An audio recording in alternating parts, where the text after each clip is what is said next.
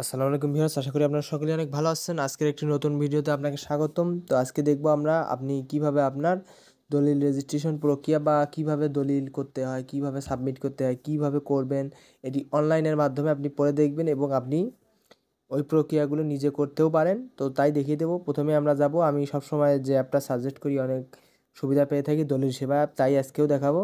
তো প্রথমেই প্লে স্টোরে চলে যাব, এখান থেকে আমি সার্চ বারে চলে যাব, দলিল সেবা লিখে সার্চ দিব। দলিল সেবা আমার সার্চ করা আছে, আপনি ডাউনলোড করা আছে, ওপেন করে যাব। ডাউনলোড করে জাস্ট এখানে চাপ দিব। এখান থেকে জাস্ট লোডিং হতে একটু সময় নেবে। এখান থেকে জাস্ট রেজিস্ট্রেশন প্রক্রিয়া, এখানে তথ্য সেবা এখানে দেওয়া আছে, তথ্য সেবায় রেজিস্ট্রেশন প্রক্রিয়ায় গেলে রেজিস্ট্রেশন প্রক্রিয়ায় যাব।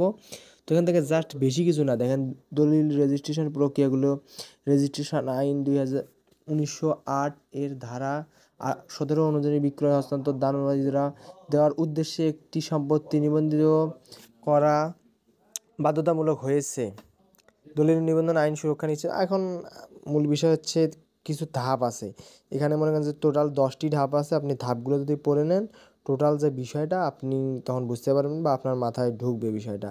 তো আমি যে পদ্ধতিটা দেখে দিলাম, এই পদ্ধতিতে যদি এই কাজটা করেন তাহলে হতে পারবে। আর স্যারের ব্যস্ততার কারণে হয়তো ভিডিও দেবো, আর পরের ভিডিও আসা পর্যন্ত আজকে আমি এখানেই বিদায় নিচ্ছি। আর স্যারের ব্যস্ততার কারণে আমরা ভিডিও এখন আরও নতুন ভিডিও, সুন্দর সুন্দর ভিডিও দেবো, আপনারা থাকবেন আমাদের সাথে। আমি এখানেই বিদায় নিচ্ছি। আসসালামু আলাইকুম, ভালো থাকবেন সবাই।